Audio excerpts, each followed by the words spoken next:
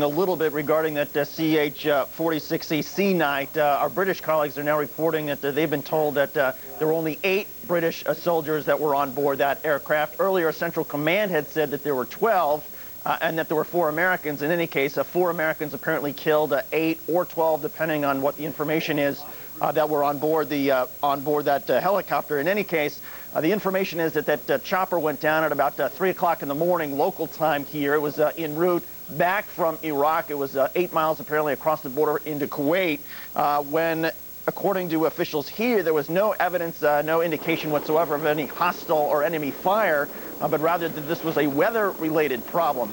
This particular kind of helicopter has 2 rotors which can tend to kick up a lot of dust. And remember also that the pilot was using night vision goggles at the time, and that can make a judgment very difficult as far as trying to figure out where the ground is and looking at the horizon. And that seems to have, at least, there's some indications that that may have contributed to this crash. But again, everybody on board that chopper was killed. British and American authorities are apparently now on the scene. It apparently took them a couple hours to get there, but they are reviewing what happened. As this is going on, of course, there's also more information coming out now about what's happening in southern Iraq. British military officials are suggesting that the Al-Far Peninsula, a key peninsula of southern Iraq, is now completely controlled by coalition forces, and that these coalition forces are marching towards Basra. Basra, a very important city in southern Iraq. It's the second largest city in Iraq. It's a mostly Shiite population that has now no great love for Saddam Hussein after rebellion there 12 years ago was brutally crushed by forces loyal to Saddam. There's every expectation here at Central Command that when coalition forces take the city of Basra, there'll be some sort of jubilation and celebration in the streets, that the coalition forces will be seen as liberators. And Central Command very eager to have those sort of pictures transmitted across the Middle East, but also across the rest of Iraq, in the hopes that somehow that will crush the spirits of Iraqi soldiers, perhaps still putting up a fight towards Baghdad. The other important thing that we're being told by, again, British military officials here is that some key oil equipment, some oil pumping equipment, which is essentially Saddam Hussein's pipeline into the Persian Gulf, that is now in control of coalition forces, and that this pipeline had the potential, if Saddam wanted to cause some trouble or try to slow down coalition forces, that he could have either lit the pumping equipment on fire, or he could have simply pumped a lot of oil into the Persian Gulf to make matters worse and sort of get rid of his oil that way. That has not happened. Military officials very satisfied that this oil pumping equipment, some of the oil fields in southern Iraq, are now in coalition control. No fires, at least in these particular oil fields and the oil pumping equipment closest to the Persian Gulf. And again, every indication that Basra is a key city where coalition forces clearly marching towards Basra. They clearly have an objective of trying to take it perhaps very soon. Alex? All right, David, but I want you to once again reiterate the numbers we were talking about in terms of the fatalities in that chopper crash. You say that we are amending those numbers downward now? Well, British military officials now apparently saying that there were only 8 British Royal Marine commandos who were on that chopper. We had initially been told by U.S. Central Command that there were 12, but now that figure has apparently changed to 8 British Royal Marines on board. And then the number of Americans on board has not changed. We're still being told 4 Marines, that would be the crew of this transport helicopter, 4 Marines killed on board. All right, NBC's David Schuster at CENTCOM and Qatar. Thank you very much for that live report. We will check in with you again as well, David. And now it is just about 1/4 of 2 a.m. here on the East Coast. Let's get you caught up with the very latest headlines as we do round the clock here in our coverage of Target Iraq. These headlines in Operation Iraqi Freedom now. U.S. and British military officials report that oil fires in southern Iraq. The cause of those fires is unknown at this time. Also, NBC News' David Bloom is reporting that the Iraqi 11th Army Division may have surrendered to coalition forces. U.S. Central Command has not yet confirmed this information. However, if true, this surrender would mark a major setback for Saddam Hussein's defense capability. There is also some evidence this morning that Saddam may have been injured. Intelligence sources are saying that emergency medical personnel were sent to the bunker after it was hit on Wednesday night. Intelligence officials believe that Saddam, as well as family members, notably 2 of his sons, also other Iraqi leaders, were still in the bunker at the time of that strike. San Francisco police have arrested more than 1,000 people in anti-war protests. It is the most taken into custody on a single day in that city in decades. Thousands of anti-war protesters have swarmed around ramps onto San Francisco's Bay Bridge. We are now going to go to our Bianca Sorlizano. She's at the listening post with a recap of what's going on and how the news headlines are playing out around the world. Good morning to you, Bianca. Good morning to you, Alex. Well, this is interesting. Our viewers have been watching coverage here in the United States, seeing how we here in the U.S. are covering this war, but we're looking around the world now, seeing how other countries are covering this war. Our first stop for you right now, headlines out of Japan. This comes from Mainichi Daily News. There's an article here. They're expressing fear about one of the human shields. Right now in Baghdad, there's supposed to be 30 Japanese, about 17 of those 30 reporters, and 6 human shields. Well, foreign ministry officials say that since the bombing started, they cannot get in contact with one of those human shields. They're trying to track him down, but of course they are now worried for his life, worried for his safety. That's one of the stories moving. All right, it's a little after 5 p.m. It's, Friday, March 21st. And we had a little hailstorm here on my way home. Pretty neat. You can see it all over the ground. It's like 60 degrees. And we had a nice good snow or squall, so you know this is hail. Look at this. Hail, man. Pretty cool.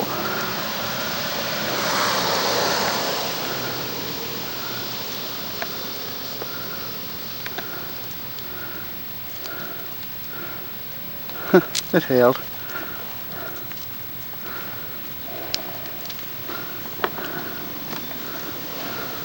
This is a really good hailstone right here. You can really see how it's got the layers and everything.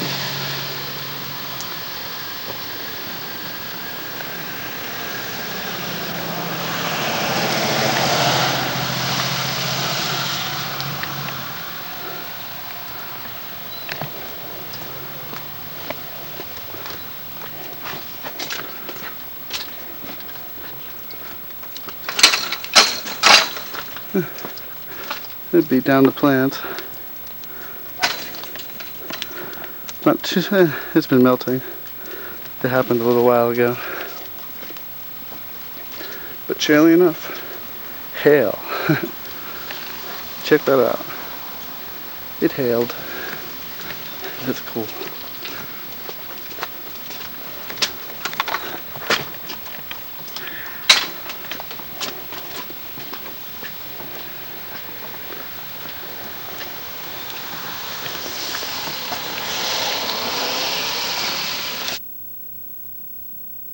The east, but the war is only a few days old, and we asked ABC's John McWethy to take a look at the strategy from here on out, what we can expect in the days ahead. The aerial bombardment of Baghdad, announcing itself with a destructive fiery rain of precision munitions exploding in the Iraqi capital, cruise missiles and powerful bunker buster bombs. The deadly rain started about 1 p.m. New York time, 9 p.m. in Baghdad. I'm watching half of Baghdad, it seems like, be destroyed. Minutes later, the Secretary of Defense and the Chairman of the Joint Chiefs appeared before cameras. A few minutes ago, the air war in Iraq began. Several hundred military targets will be hit over the coming hours. More than 1,500 air missions were flown today, some launched from ships at sea, some from Air Force B-52s taking off from bases in England 6 hours away, launching cruise missiles or dropping bombs from as high as 50,000 feet. More than 600 cruise missiles slammed into Iraq today, each armed with a 1,000-pound warhead. Meanwhile, U.S. and British forces went after the key Iraqi port of Qasr, fighting for nearly a day before the American flag was raised in triumph. This harbor will now become a main resupply port for cargo heading north. The fight for Basra, another major port and the second largest city in Iraq, raged for most of the night. But sources say the commander of the Iraqi division defending Basra and his top deputy have surrendered, the 1st Division commander to do so. Today's massive aerial assault on the Iraqi capital is how everyone, Pentagon planners, armchair generals, and reporters, how everyone expected Operation Iraqi Freedom to kick off. I don't think what you're seeing in our operations right now were the plan. Matter of fact, I know they weren't. Until last October, Marine Corps Lieutenant General Gregory Newbold headed operations for the Pentagon's Joint Chiefs of Staff. Shock and awe can still be achieved. Shock and awe, a catchphrase that's now become familiar. All part of a deliberate, not so subtle Pentagon plan, part public relations, part psychological warfare. If these explosions look spectacular, well, that's exactly the point. It's more imaginative than it has been in the past. It is creative in several ways. The messages to Saddam Hussein and his military commanders have been clear at a Pentagon briefing just hours before the first missiles flew Wednesday night. They really are trying to kind of ensure that everybody in Iraq understands what's coming. That's why the attack started with stealth fighters and cruise missiles striking a target of opportunity 2 nights ago, believed to be the compound where Saddam Hussein was sleeping, an attempt to decapitate the enemy and shock his troops.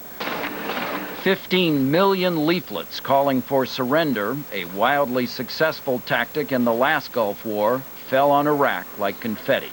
And yesterday, the ground war began. Armored vehicles by the thousands breached giant sand berms and raced more than 100 miles toward Baghdad at a record pace.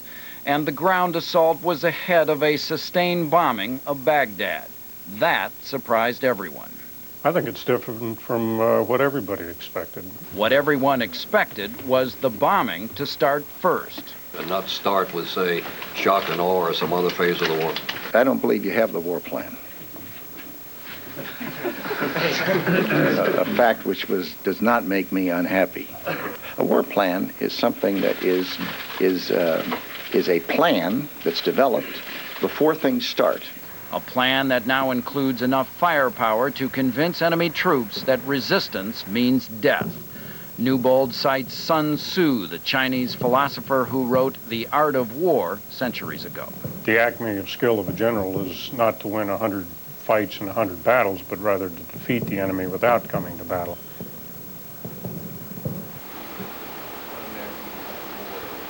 We're joined again by retired General Richard Hawley. And General, after listening to John McWethy's piece there, what are your thoughts about how the next few days may unfold? Well, I think what we're going to see is the truism that amateurs talk about tactics and professionals talk about logistics. The next few days are going to be all about getting the logistics in place in order to complete this operation against the leadership in Baghdad.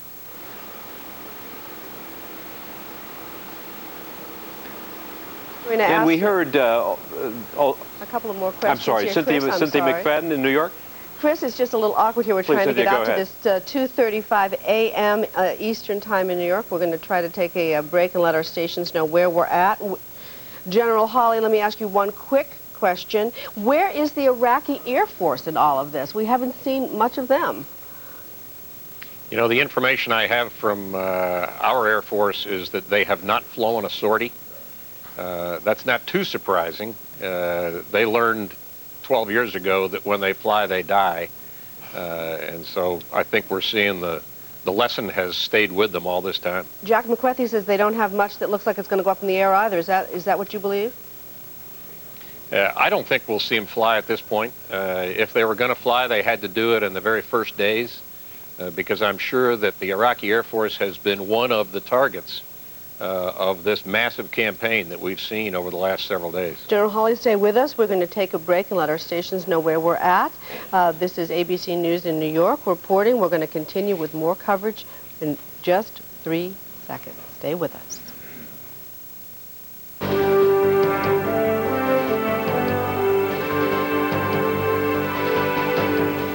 I'm Cynthia McFadden, reporting from the ABC News Desk here in New York. Chris Bury is standing by in the Gulf in Qatar.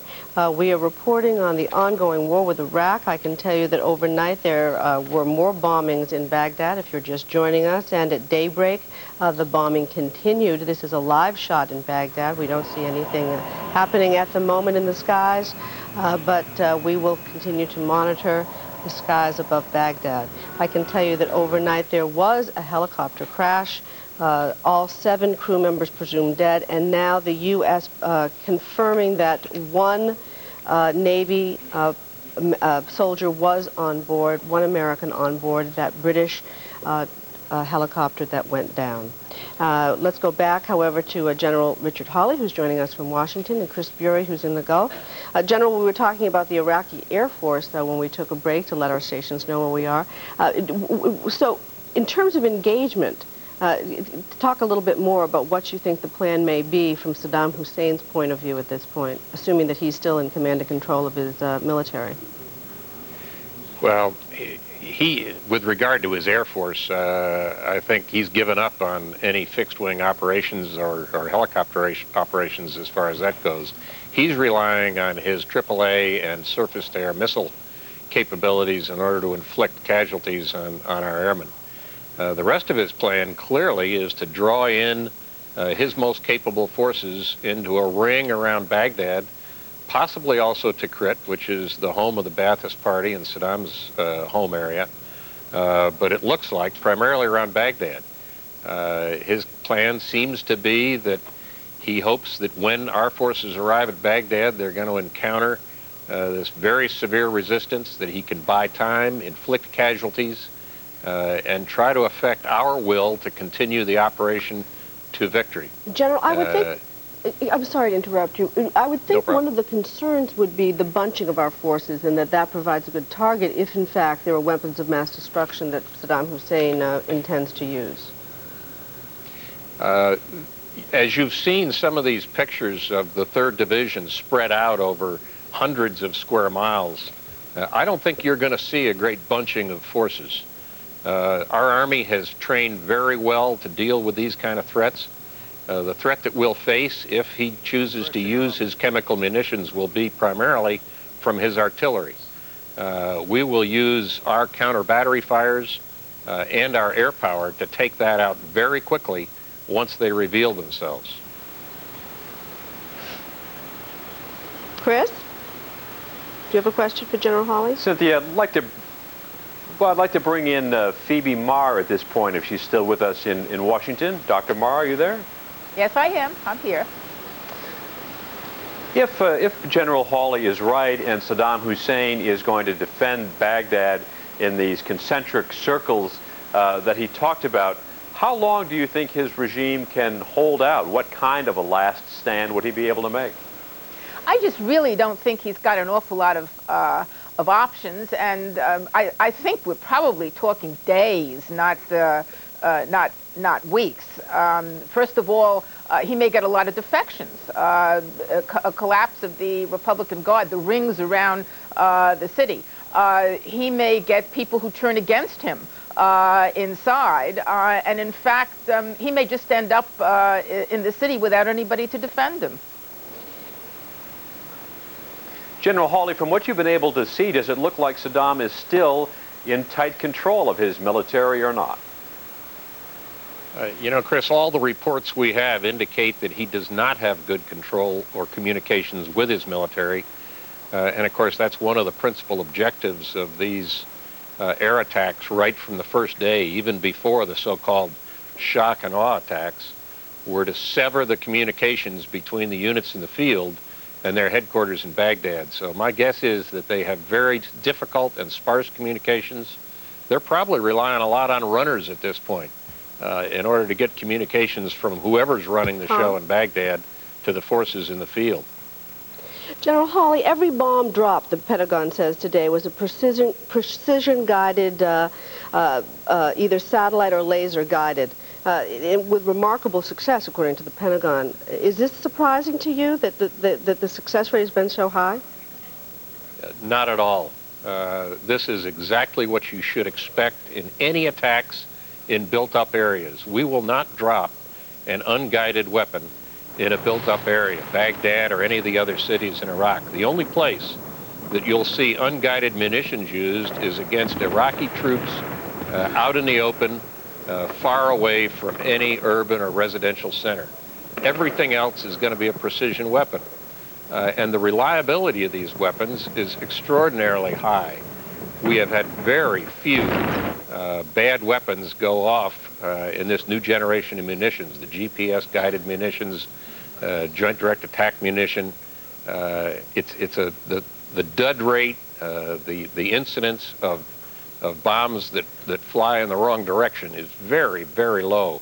So no, it's not surprising at all, and I'll be amazed if you see any significant stray munitions in this fight.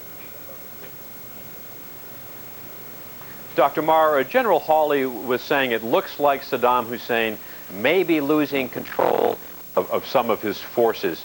If that is in fact true, is it going to hasten his departure? We've already seen surrenders in the south. An entire division, at least a commander of an entire Iraqi division, has already surrendered, and about 8,000 men are said to have melted away. Does that kind of thing have a snowball effect?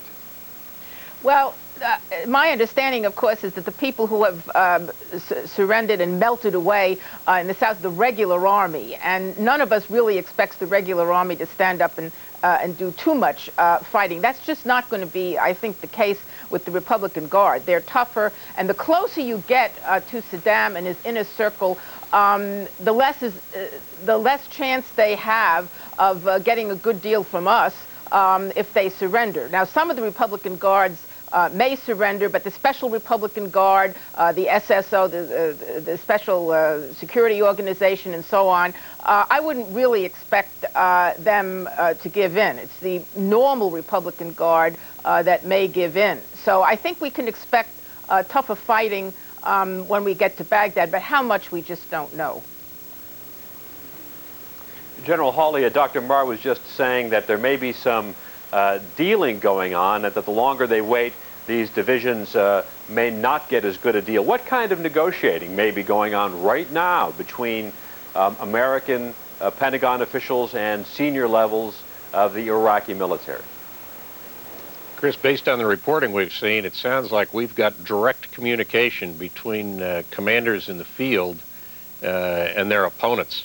So we've probably got some effort being made by commanders and his immediate staff in the 3rd Division, for example, trying to establish communications and persuade their counterparts in the Republican Guard surrounding Baghdad, those 2 Republican Guard corps, and the Special Republican Guard Division, whose job is to protect Saddam Hussein and his regime, of the wisdom of giving up the fight early.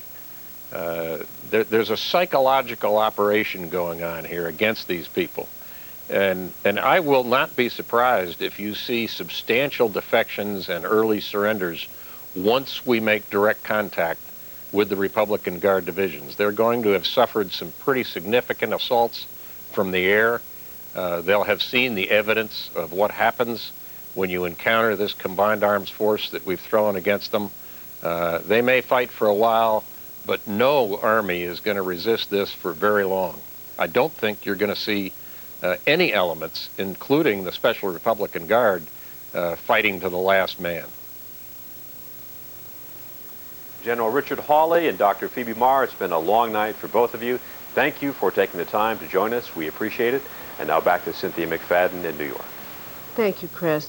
As we come to the end of tonight's broadcast, we want to look a little bit closer to home, to the children of the men and women who are serving in our armed forces. Deborah Roberts has filed a report on the children of our soldiers and the price that they're paying for the war effort.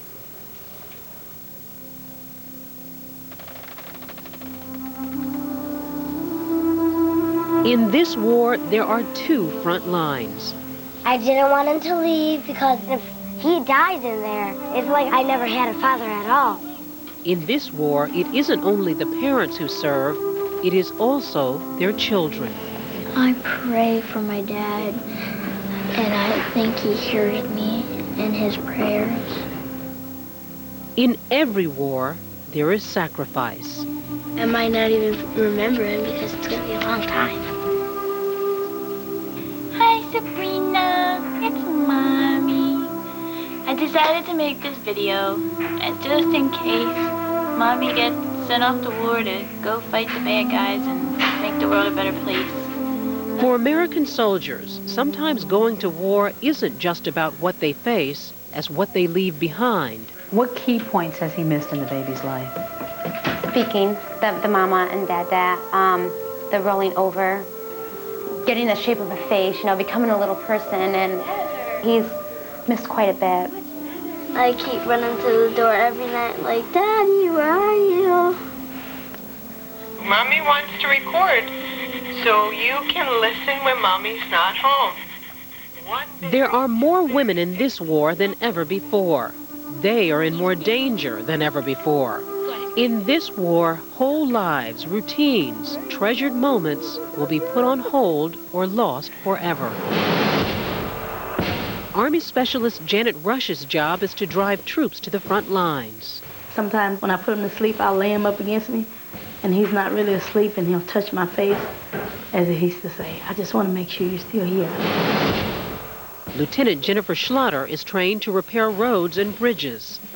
Just the day-to-day, the reading the stories, the hugs and kisses, seeing how much he's going to change in the next year. Physician's assistant Dawn Ordo will treat the war's wounded, all the while thinking of her two children. Hannah, probably her smile. She's got this quirky little smile where she squints her eyes and her whole face lights up. And then with my son Joshua, his hugs, his kisses, his beautiful dark brown eyes. When parents go off to war, the children they leave behind fight their own battles. They make sacrifices just as much as I do, even though I may physically be going somewhere, but they're losing a part of what they're used to. You know, Mommy's not going to be there to make cookies with or make their Saturday morning pancakes with, or to be there when they bump their knee or, you know, give them that extra hug and kiss.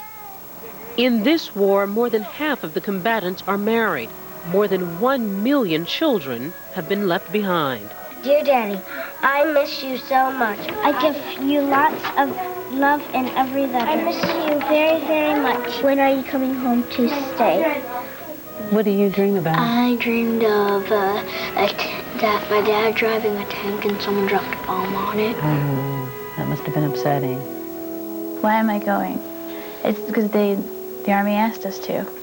In my heart, I do believe 100% that it is the right thing to do, and it needs to be done. And if it has to be me, then that's the way it goes. Lieutenant Jennifer Schlatter was pregnant with baby Sabrina when terrorist planes flew into the World Trade Center towers and the Pentagon. For weeks, even as she cuddled her newborn baby, she was haunted by the images she'd seen. Last month, Jennifer was called up by the Army Reserves. As strongly as she felt, it was a huge sacrifice for the new mother. She's my first child. I don't know if she'll be my last.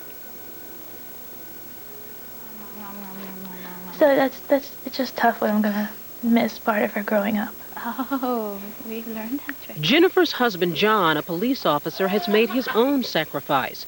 He's taking time off to care for the baby, a new experience for a man far more accustomed to hard-bitten criminals than teething babies. Hi. Jennifer has done all she can to make Sabrina's transition an easy one, leaving a detailed instruction list, a video, and pictures of herself with Sabrina. She's even left a toy dog with a recording of her voice. According to psychologists, the hardest thing military children deal with is an almost constant fear of losing a parent. Specialist Janet Rush, a mother of 4, says all of her children are suffering, especially 10-year-old Jackie. Felt really, really, really sad. Because something might happen to her. She might not be low enough to go to the ground, gunshot to the head. I hear a lot of people dying, a lot. That conversation is always hard, but I do want them to understand that, okay, when Mommy goes away, and if there is a war, all the soldiers don't come back, you know, and that's a reality. On this, one of Janet's last days at home, she's making sure Jackie's teachers are aware of her daughter's fears. With you leaving, it's going to be hard on her, so we're going to keep an eye on her. At Camp Lejeune in North Carolina, by month's end, virtually every Marine at the base will be gone.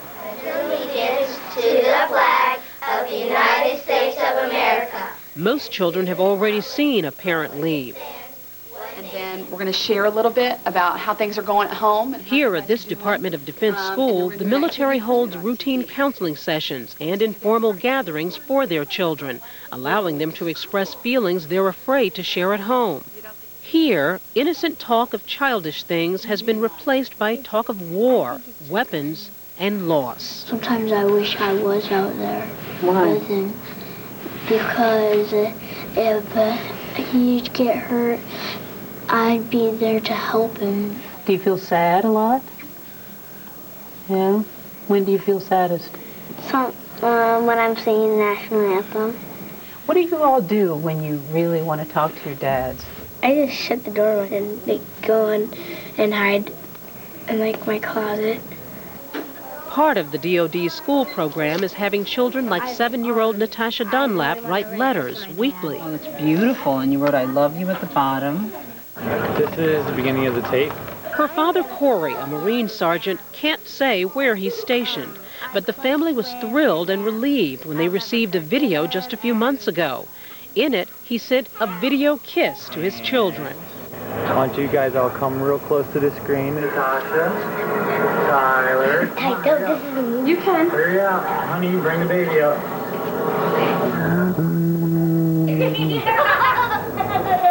But those moments of joy are few and far between. Natasha does a lot with, are there guns? You know, does he get shot? Does he get shot at? I just said, no, he's fine. You know, he's safe, he's okay. Natasha's mother, Tanya, is just 22. As she struggles to reassure and care for 3 children on her own, she is, like everyone, longing for the little things, the simple moments.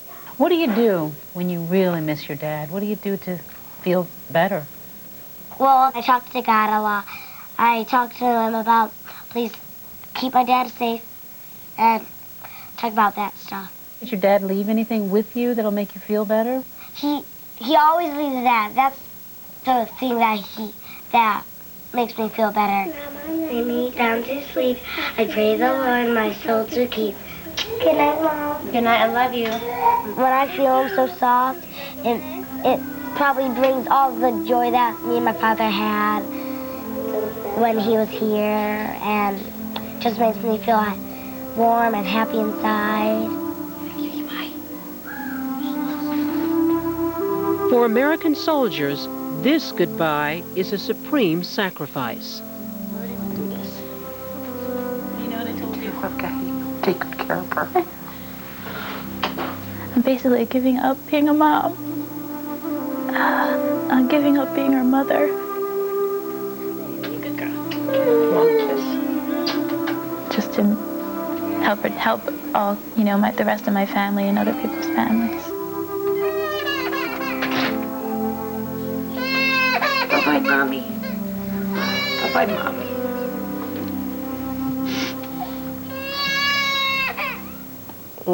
Deborah Roberts' report on the price of war that can't be calculated, the sacrifice of 1 million children who are the children of the soldiers of the U.S. military.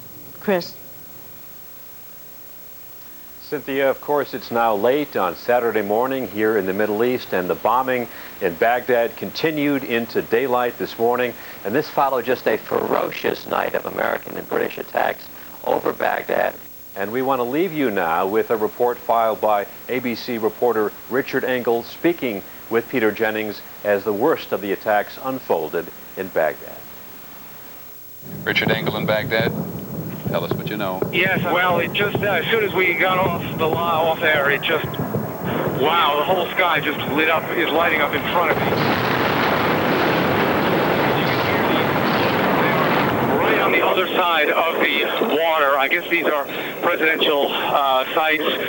Basically, the entire western side of the of the river is now smoking. There's another balloon of fire. I guess you'll hear the. There it is.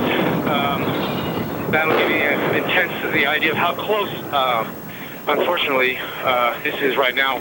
All of the tall buildings, these main government buildings that are on the other side of the river, are now on fire. This is like nothing we've seen before. If this is shocking, and this is awe-inspiring. I don't know if that's what this is intended to be, and if that's a technical military thing, but this is much more intense than anything we've had earlier. It's hard to even see the western side of the city because it's just all up in smoke. There's occasional missiles, explosions coming down, large explosions.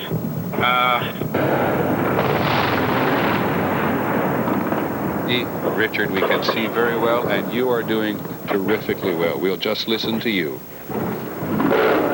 All right. Well, there are, what can I tell you? Major explosions, sparks going up. There are anti-aircraft fire. If you're going to hold on 1 second, I'm putting on a helmet. Hold on.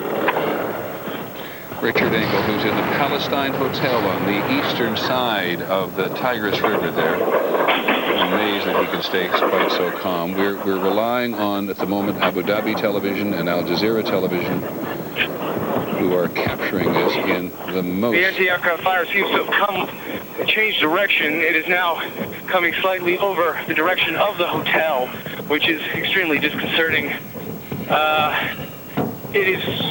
It is hard to imagine that any of these large government buildings on the downtown area of Baghdad are still standing. I think there's another one that's plume of smoke. It's just, there's another, they're happening everywhere. Every few seconds, there's another burst of orange flames. That was another far away. Luckily, the wind is blowing. This downtown government side is just being devastated. It's being pummeled right in front of me. This is supposed to be a situation, of course, in which 90% of the U.S. munitions dropped on an urban setting are specifically smart. Cruise missiles. You just start to wonder about that other 10%. Let's hope they are relatively clever. A vivid and violent reminder of what war is really about, and also a reminder of how much we don't know. We don't know much about civilian casualties, and none of that has been really reported yet. We don't know much about the condition of Saddam Hussein and his regime, and we don't know much about actions that are out of view of our cameras, and all of that is part of the picture we'll try to bring you in the coming hours and days. Stay tuned to your local stations and ABC News for continuing coverage of the war with Iraq. I'm Chris Fury in Doha for Cynthia McFadden and all of us at ABC News. Good. This is ABC. Who it is? It's ABC7's Joel. And this is, of course, what we can see. It has been hit, some of the building of this complex. Have you seen how badly it was hit? I mean, we are looking at some pictures with an enormous hole in this building. It seems the building is still standing. Have you seen other buildings, how badly they were hit? Well, some of the buildings have been hit, but we don't see really how they have been hit. We see them come from quite far away, that's all. Okay. In this press conference, which happened about an hour and a half ago, the information minister in Iraq has made the claim that more than 200 civilians have been injured thus far in Baghdad, and he offered to take people to see these civilians. Has that in fact happened? Have you seen any of these alleged 207-odd civilians injured? No, I didn't see anybody, but this is what the Ministry of Information said, that it's obviously true. I think the bombing was very tough. And now, at this moment, some journalists are in the hospitals precisely to see the victims of these bombings. I think there are some people who would question whether something that the Ministry of Information said is necessarily and obviously true. He also made the claim that only 19 missiles have actually hit, and he said that they've only hit in a very small area. Does that jibe with what you have seen, what you have witnessed of the bombing thus far? Well, You know, this is very difficult to see. All I can say is that the bombing was very, very tough. It hits the center of Baghdad, but it hits also the suburbs of the city. But it was really very difficult to count the bombings. I know it's really tough moving around. I know you're really not able to move. Have you been able to see anyone on the streets? What is the mood in Baghdad at this hour? Yes, this is a surrealistic aspect of Baghdad, is that life is almost normal now. It was a very tough night, but now you have cars in the street, people working, some shops reopened. They are living quite normally after a nightmare night.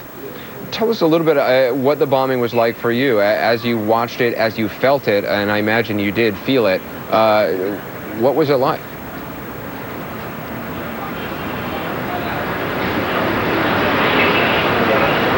Sorry, I don't hear you. I'm sorry, let me just repeat the question. Tell us. Hello? Do you hear me, Alan? It seems... yes, okay. Now again, yes. Tell me, I'm interested just from your personal perspective, what it was like watching that bombing and feeling it. And I imagine you felt it because the repercussions, from what I understand, could be felt in quite a wide swath. What was it like, personally, your experience? Oh, it was very, very tough. Especially the bombing just on the riverside. We are on the other side of the river, but it was maybe 200 meters from the bombings, and it was really very hard, very tough, and well, we feared a lot at that time. Were you actually able to witness it? Were you in a bunker of any kind? Where were you? No, now I'm broadcasting from the roof of the Ministry of Information, where all the SNGs are.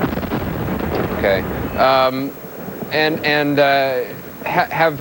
I'm interested to hear how you would categorize the amount of anti-aircraft weaponry you saw in terms of the resistance that was offered.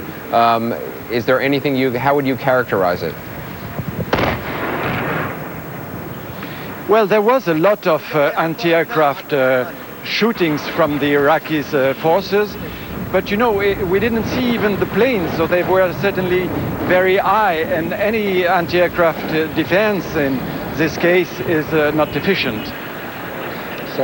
How have things changed in the amount of time that you have been in Baghdad? How is today different than yesterday and the week before? I know you said it is surreal. Surreal in what sense? In what way? Well, the city is, I could say, quite normal, as it would be, for instance, a Friday.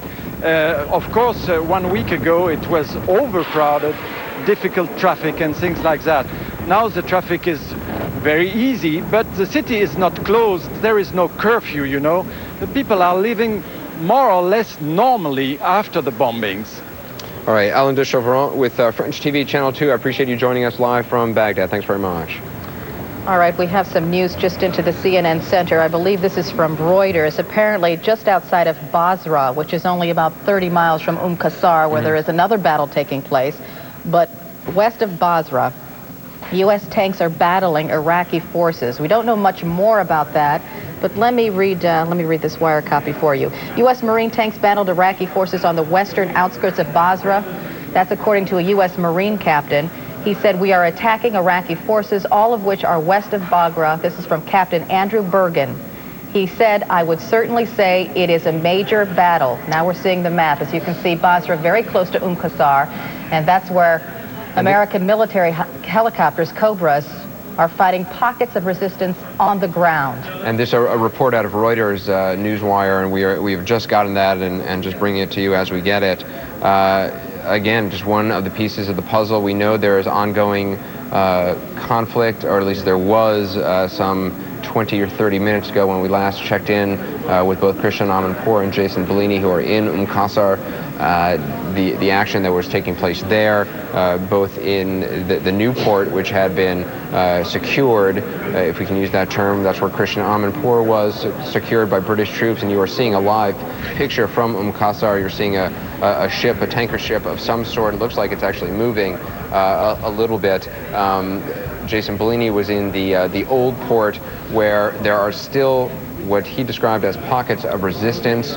Marines not only attack helicopters, firing on some of those, apparently firing on some of those pockets of resistance, but actually going building to building, searching rooms, trying to secure that area. And of course, the big problem there, some soldiers, Iraqi soldiers, are dressed up as civilians. So the situation is pretty tense and pretty dangerous.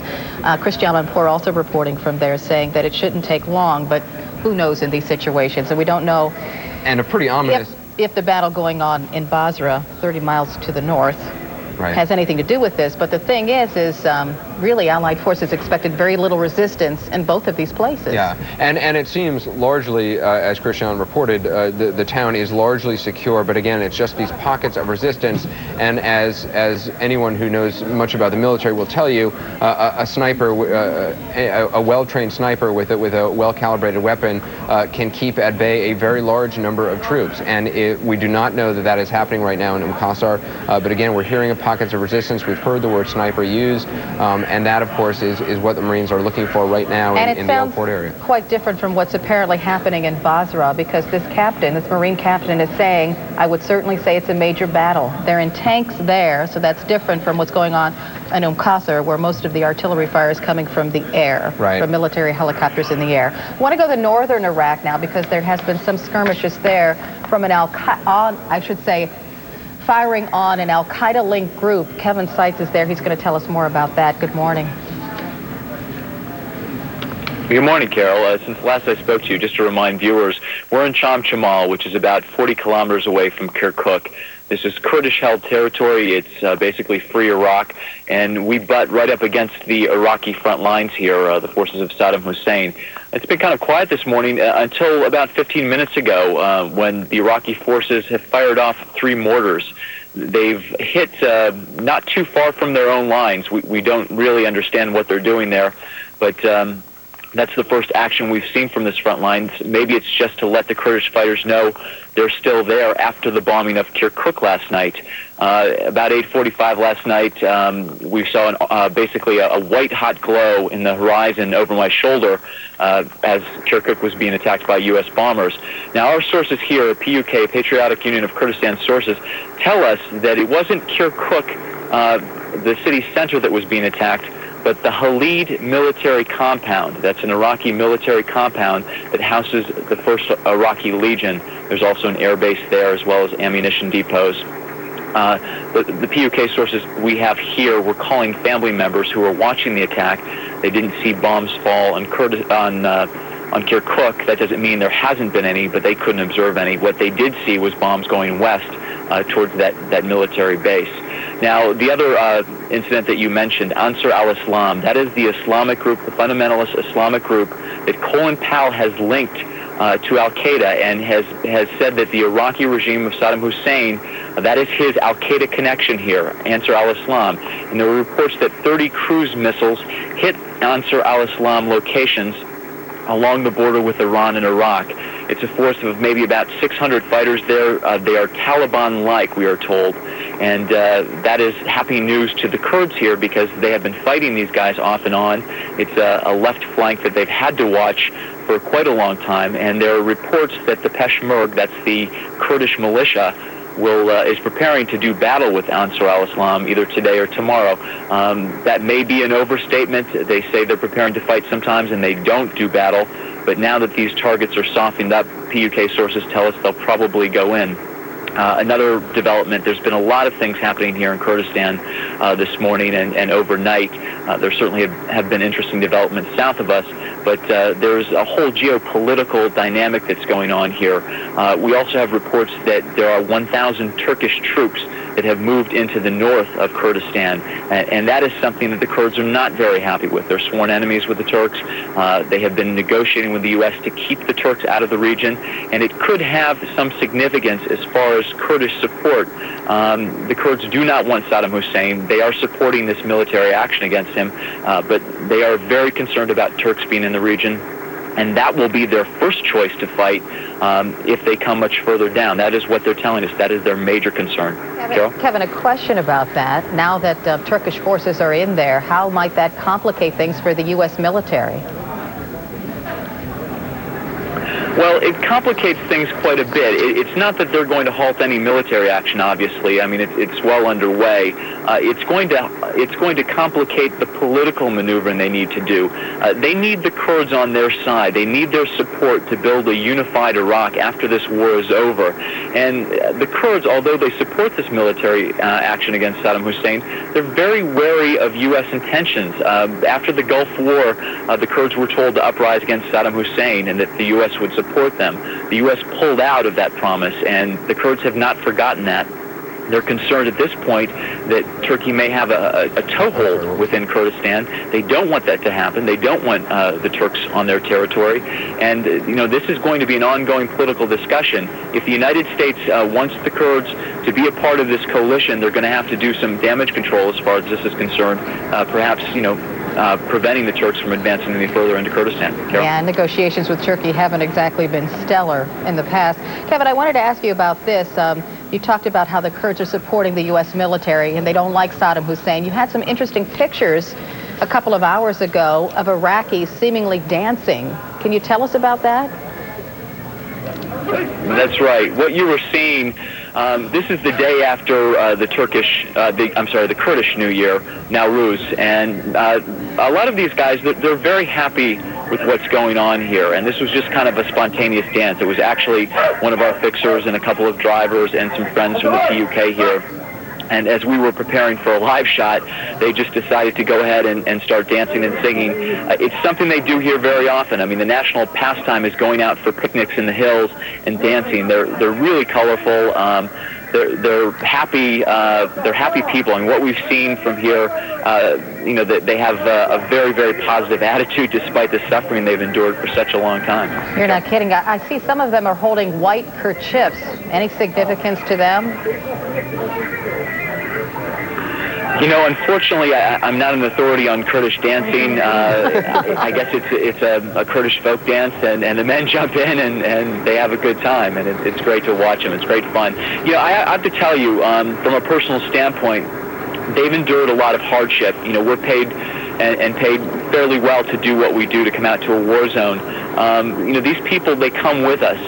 In some instances, providing information for CNN, it's not their battle. They don't have to do it to the extent that they do. But they stay here and they suffer with us. They sleep in cement huts like us. They eat food that isn't hot. They suffer bad weather. And, they come up smiling and do the work for us. All the information that you get from us could not happen without our sources here on the ground, feeding us, talking to the PUK people, getting us information, double-checking it, and coming back to us and informing. We don't speak the language. In some ways, we're like infants here, and we need help. We know what we want to do, but we need a lot of help doing it. Well, that's terrific. Something I'm struck by, the picture beside you probably can't see it, but it's of southern Iraq, of the 7th Cavalry, pausing here because there was enemy fire ahead. And you can see the difference in terrain from southern Iraq and northern Iraq. It's so green where you are and so brown in southern Iraq. And so cold here, too, Carol. The temperatures dipped way below freezing. We didn't get much sleep anyway. We're watching the air war. But the climate is incredibly different. As you said, there are rolling green hills behind us. It's a beautiful, beautiful country. Beautiful streams and rivers, and the mountains are absolutely spectacular. Quite a difference from the desert terrain down south. Yeah, and it's very hot down south, too. You said you were watching the bombing on television. Were any of the Kurds present watching with you? And if so, what was their reaction? No, we don't have a television out here. In fact, we barely have battery-powered radio. We actually could see the glow of the bombing that was happening in Kirkuk. We're about 40 kilometers from there, so we could see that happen. And also, the Iraqi troops that are just about 2 kilometers away from us opened up with their anti-aircraft fire. So we got a little show of our own from here, and we were able to watch it directly. We couldn't see the bombs drop, but we could see the glow from their aftermath. All right, as well as the anti-aircraft fire. They're all excited, when they actually see this. I mean, they want to see Saddam Hussein go in a big way. All right, Kevin Seitz, you stay safe, reporting from northern Iraq this morning. All right, now if you are just joining us, there is an ongoing conflict right now in southeastern Iraq, the town of Qasr. Also, apparently further on the road to Baghdad, on the road to Basra, I should say. We're going to check in right now with Chris Plant at the Pentagon. Chris, before we get to that, let's just talk briefly about this helicopter. Apparently an accident that occurred shortly ago. What can you tell us about that?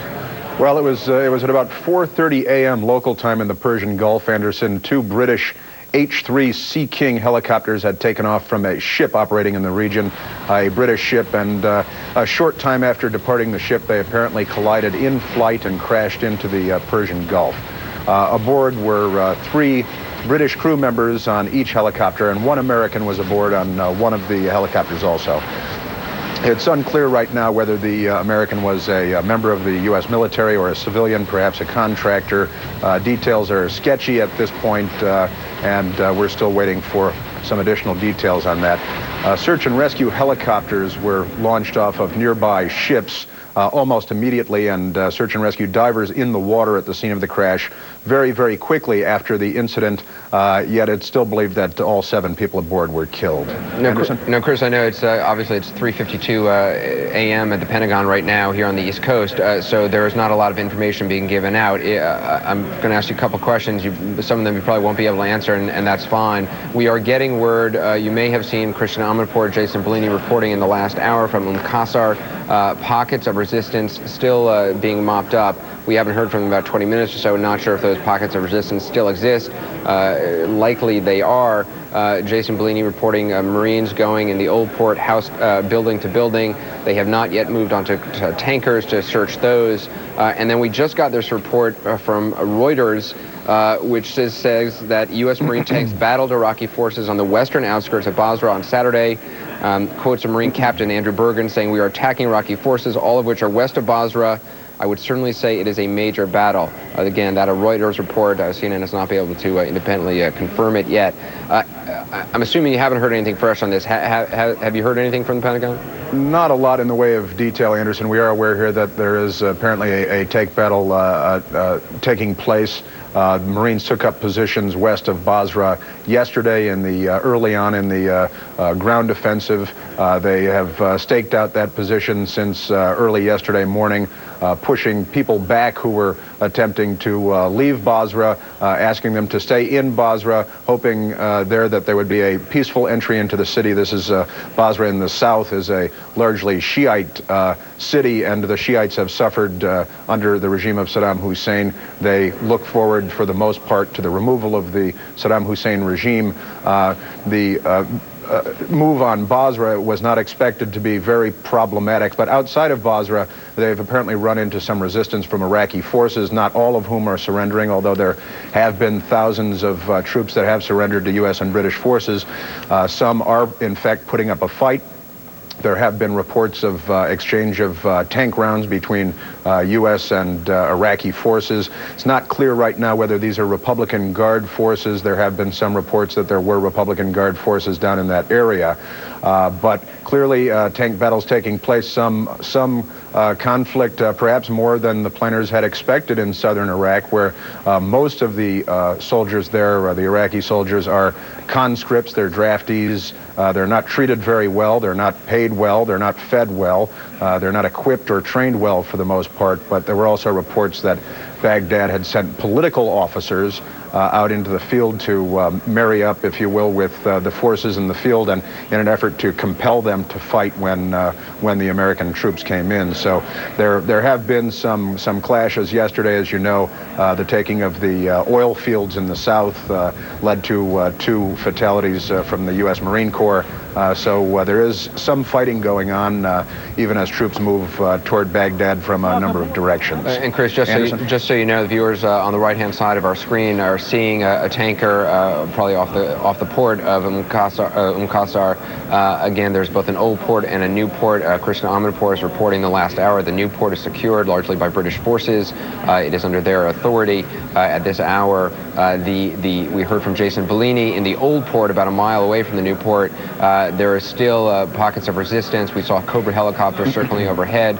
We heard from Jason reports of Marines going building to building. At last word, Jason was saying that those tankers, which you're seeing a tanker right there in your picture, had not yet been searched. Some of the tankers that were both in the water offshore and in the port not yet being searched. Let's just talk a little bit, though, Chris, about the significance both of Qasr and of Basra, and the significance both in terms of tactically, Qasr, I assume, being the place where U.S. military was hoping to get humanitarian assistance through, it being a port, very important strategically, and also Basra, just in terms of going to a place where the reception was, but from all predictions, going to be quite receptive. Largely, as you mentioned, a Shiite community. They had been an uprising there after the last Gulf War, an uprising that was brutally repressed by Saddam's regime. So the hope, I suppose, on the part of Pentagon planners was that there would be pictures of people of troops being greeted with open arms, with thanks and praise. It very well may happen, but there is an alteration to that plan going on right now. Well, that certainly appears to be the case. We did see some video that came out of Basra earlier today where Marines were in part of downtown Basra, a fairly large city. It's Iraq's second largest city, and Marines were being received fairly warmly, actually, by members of the Shiite community there in Basra. They joined in with the Marines in tearing down a poster or placard of Saddam Hussein, and it appeared that at least where these Marines were in this large city, there was no resistance, and they were being welcomed. It is, in fact, something that the Pentagon planners had hoped to see. They hoped to see more of that, maybe even cheering in the streets. They wanted these images to get out to the public early on in an effort to show that they were liberating and not coming to conquer or dominate Iraq, as is being put out by the regime of Saddam Hussein. All right. They're getting a little bit of that, but clearly there is some combat taking place. I think that this is outside of Basra, not in Basra. But some Iraqi troops clearly are fighting. That is the report, and fighting apparently in civilian outfits, at least in Qasr and places. Chris Plant, live at the Pentagon. Thanks very much. Carol? And Chris and you were talking about casualties. Well, of course, word came early Friday that Operation Iraqi Freedom has claimed its first coalition casualties. Our Thelma Gutierrez reports from Camp Pendleton.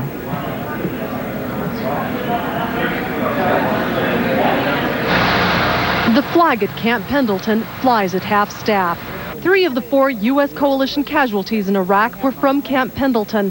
They died along with another American and 8 British soldiers when their CH-46 transport helicopter crashed and burned near the Iraqi border.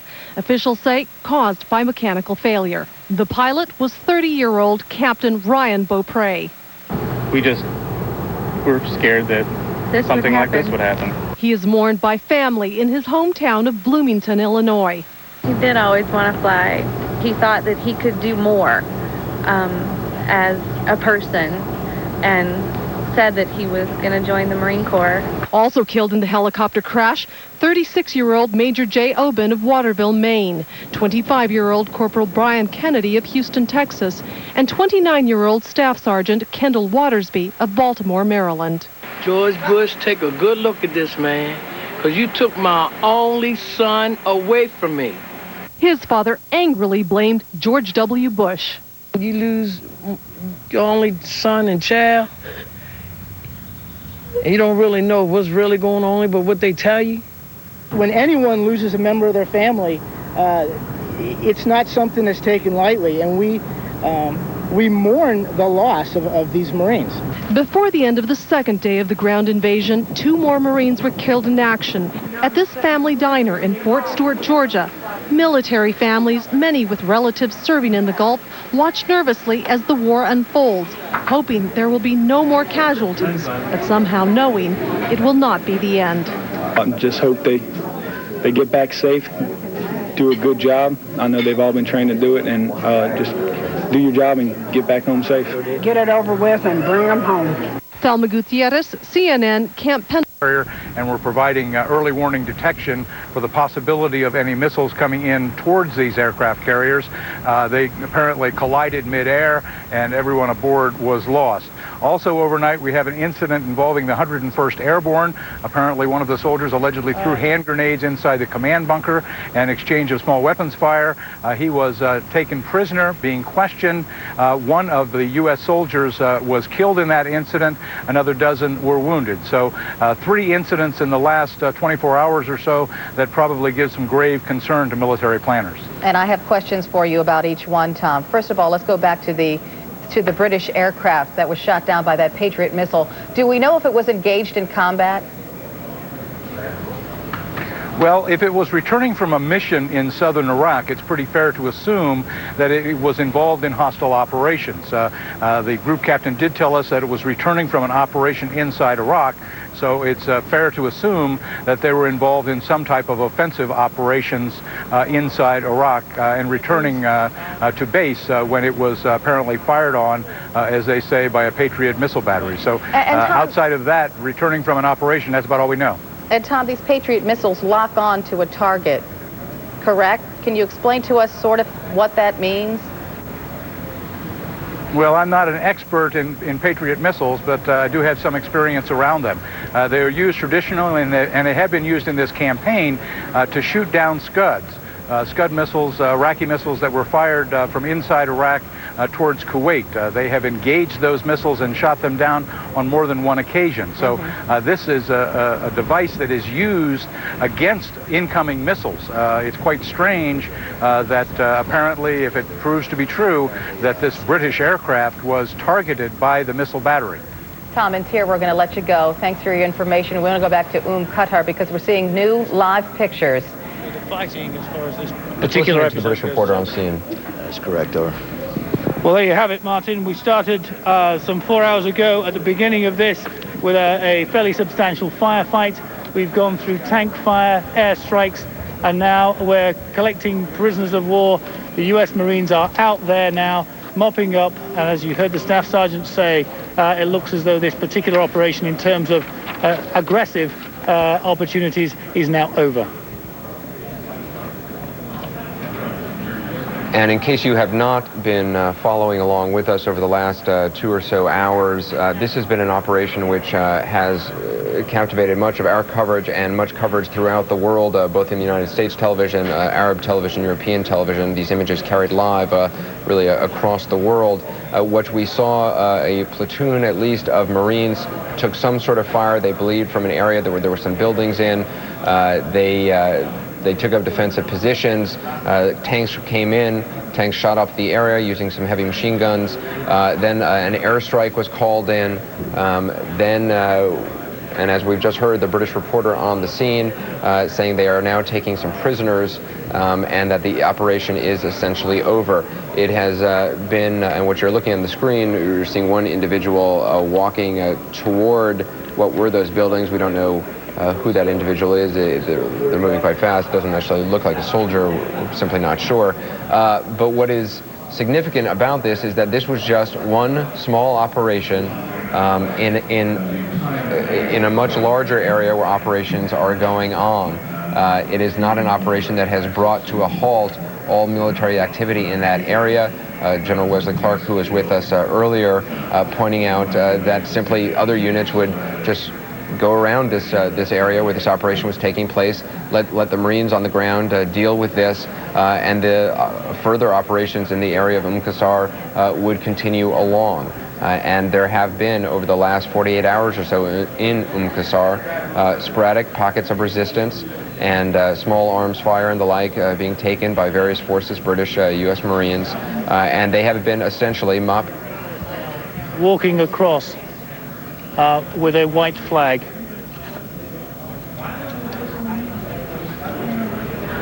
Yeah, we're listening to the British pool reporter right now. That figure in the distance is apparently walking towards troops holding a white flag. Okay. All right. I think we're going to get more airstrikes. Area's coming back. Go ahead, Carl. Go ahead.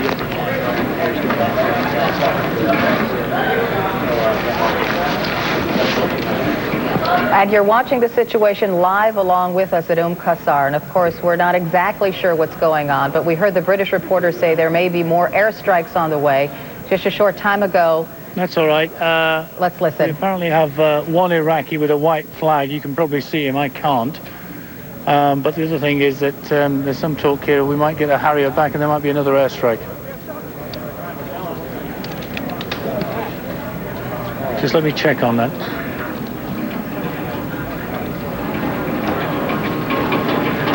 Possibility of a Harrier jet coming in. Getting the Harrier back?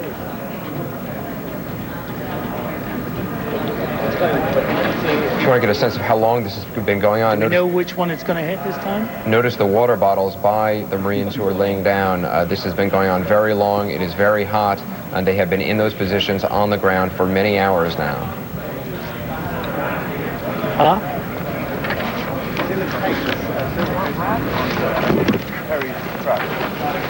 Attention all networks, AP is about to feed a soundbite from RF briefing on the missing RF plane. Again, we had heard from the British reporter on the scene that the operation seemed to be over. Now he seems to be saying that they are perhaps waiting for another airstrike. Obviously another airstrike perhaps being called in because they feel there are still some forces there who have not given up. We saw about a minute or two ago one figure walking to the left of the screen, apparently with a white flag. Couldn't see it from our vantage point, but according to the British reporter on the scene.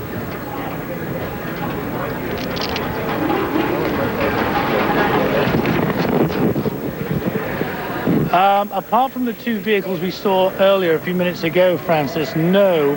There was some reports here that, in fact, British troops may well be on the ground clearing the area. But the latest speculation is that there may, in fact, be another airstrike.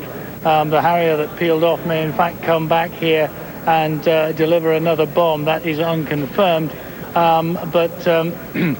Whilst the situation, certainly for the most part, appears calm here at the moment, it's fairly obvious that despite what the staff sergeant said, there are still precautions to be taken, and this situation is still very much live and is evolving as we speak. You are listening to the voice of David Bowden, a British pool reporter. Pool reporter meaning that all news outlets have access to the images and the sound that he is collecting at this scene. So you hear... I think what he was doing was checking the lie of the land because, of course, he has 4-2 Commando waiting. They've just cleared the other side of the river.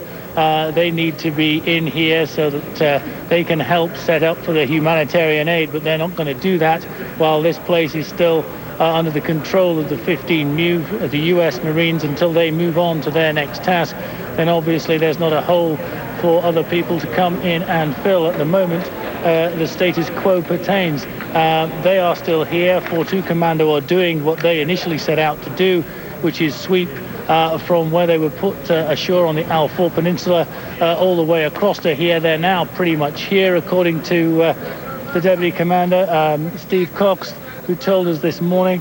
And we're just being told that we have to go back on the other side of the berm. It looks like a rerun of what we have just had again. It looks as though the idea of another airstrike is in fact now up and running once again. I am going to leave the microphone. I will come back up on the telephone as soon as I'm able to. All right, you can see that they're taking cover again as the Marines gather their guns and their bottles of water to go behind a protective wall at Qasr. We're going to stay with this picture, don't worry, as we await a second round of airstrikes at Qasr. We want to go to south central Iraq now to check in with Walter Rogers, who again has more information, and I see fire burning behind you, Walter. Yes, Carol, the fire which you see behind me is the remnant of an Iraqi army ammunition dump, which was positioned fairly close to the road along which the 3rd Squadron U.S. Army 7th Cavalry has been traveling. There is still a remnant of that Iraqi battalion up there. They've been shooting small arms fire and shoulder-fired missiles at the U.S. Army's helicopters, so we now are given to believe that this unit will be calling in Air Force close air support, an air airstrike should be called in perhaps in the next few seconds. We're not sure, but we do believe that whatever's left of that Iraqi unit up there, which was once battalion size, is about to face a terrible pounding from the air. The Air Force can operate today because there's an almost unlimited ceiling. That was not possible yesterday, so it was not possible to call in the jets yesterday. Nonetheless, there are some Iraqi soldiers up the road. A short while ago behind me, a U.S. Army Humvee was traveling up that road. A rocket-propelled grenade was fired at that Humvee. We're told there were no U.S. casualties, which is a rather fantastic event because the Humvees are soft-skinned and an RPG is a relatively formidable weapon. One of the officers here told me that those who fired that RPG at the U.S. Army Humvee are no longer existent on this planet. Back to you, Carol. So I couldn't hear you for just a time, so you're awaiting airstrikes as well, Walter. That's correct. We've been told that the position which you see behind me, where the plumes of smoke from that ammunition dump, which was hit several hours ago, still coming up. There are pockets of Iraqi resistance there. There's the remnant of a battalion. It is not clear how many Iraqi soldiers are up there. They're hidden in a grove of trees and some small buildings in the area. So we're given to believe that close air support is being called in, which is to say the place is about to be bombed and strafed, and any of those Iraqis left in there are going to face some very serious firepower from the air. Oddly enough, Walter, there's almost the same scenario is going on right now in Qasr. There's a grove of trees and a group of buildings. Don't know how many Iraqis are hiding there. Airstrikes on the way. You know, it's just strange that it's almost the same situation where you are. Well, of course, in a situation like that, any army, and in this case, the Iraqis who are left in that battalion, even this army unit has never been able to identify what battalion it was, but they take advantage of whatever cover, whatever topography they have, which works to their advantage. What they have to their advantage is a small grove of trees, actually, and remember, this is spring here. Those trees are in full leaf, so they have some camouflage. The Iraqis to hide in from the visual sightings from tanks and Bradleys here on the ground, and then you have the ubiquitous low flat mud huts that are used in this part of the world as housing, and that's where the Iraqis are. As I say, close air support has been called in where artillery had been used in the past. U.S. Army helicopters, the Kiowas, have been firing on those Iraqis intermittently this morning, but it's been difficult for the Kiowas because they fly low to the ground. Yes? Walter, we're going to pause and listen. We hear the aircraft coming to Umm Qasr now.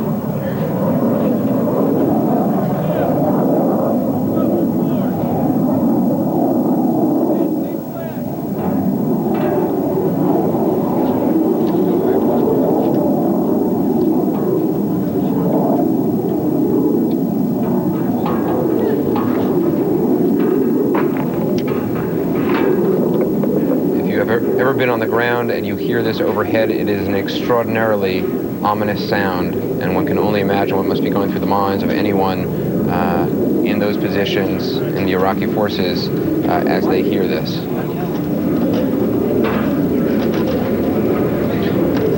General Wesley Clark telling us a few moments ago that often when there is not the expectation of receiving ground fire, often a plane will circle overhead for quite some time, looking at the target, trying to decide, well, it looks the Marines are coming back, Anderson. It looks like they've decided not to drop more munitions.